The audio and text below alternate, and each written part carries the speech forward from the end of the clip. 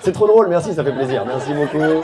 Attends, swipe pas, s'il te plaît. Juste, non, swipe pas, parce qu'à chaque fois que tu fais ça, c'est insupportable. Petit contexte avant que tu vois l'extrait stand-up. En fait, on m'a imposé un sujet. J'avais une semaine pour écrire dessus. Je te propose de voir le résultat. Alors, moi, j'ai chopé, on m'a imposé le thème du yodel. Voilà. Tu vois ce que c'est le yodel? C'est la la la la, et oh, à vous. Pas mal, ok, pas mal. Ce qu'on va faire, c'est que maintenant, dès que je fais une blague pas ouf, vous avez le droit de faire la la la, iou, ok?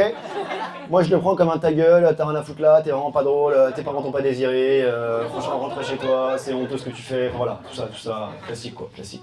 Alors, pourquoi on parle du yodel? Parce que ça a été inscrit au patrimoine immatériel de l'UNESCO. Incroyable. J'ai l'impression que vous embêtez un peu les stécos.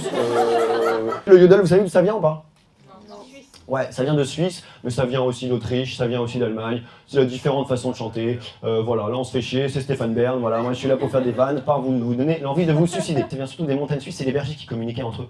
Voilà, d'une montagne à l'autre, qui appelaient le troupeau, etc. Donc voilà, méthode de communication. Moi j'imagine le jour où le premier berger, on lui a amené un téléphone portable. On lui a dit Hans, viens voir Hans. Voilà, ça c'est vraiment un téléphone, c'est très simple, t'as plus besoin de gueuler dans les montagnes. Je t'appelle et tu me parles comme si moi je serais là-bas, tout là-bas, je te dis je serais tout là-bas. Comme si j'étais, on était à côté, quoi, c'est très simple. T'as compris? Ouais, t'es sûr? For sure. Pourquoi tu parles anglais? Ouais, je sais pas. Je sais pas, j'avais envie. Voilà. Le gars part à l'autre bout, Hans il décroche, tu vois, ça marche pas, c'est pas possible.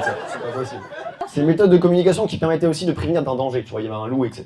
Prévenir d'un danger qui arrive dans la montagne, on communique entre nous, etc. Méthode très peu utilisée entre 39 et 45 en Suisse. Voilà.